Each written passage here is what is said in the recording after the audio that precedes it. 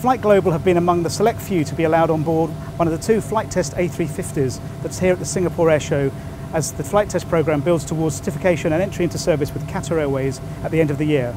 We spoke to Chief Test Pilot Pete Chandler to find out how the test programme's going and what's left to do.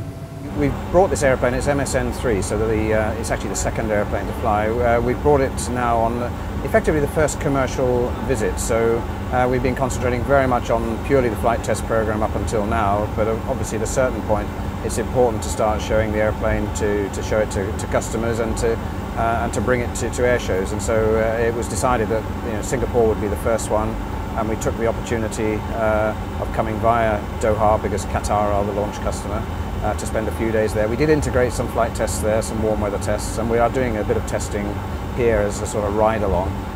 The display here in Singapore is a little bit different to the traditional one that we do, simply because the display is not actually on the airfield. The display line is off the coast, and which means that of course the crowd don't actually see the takeoff and landing, which for us is a shame because for a big airplane the takeoff and landing are one of the most interesting parts. We've got two airplanes in flight test at the moment flying. That's MSN1 and MSN3. MSN is the manufacturer's serial number. We're about to be joined by number 2 airplane and the number 4. Number 2 is interesting for us particularly because it will be the first airplane with a full cabin, and that allows us to start validating all the cabin systems and cabin equipment.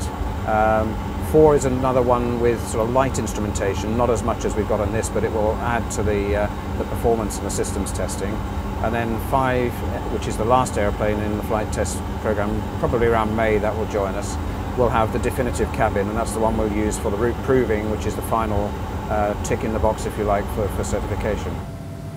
So far so good for the A350 flight test program.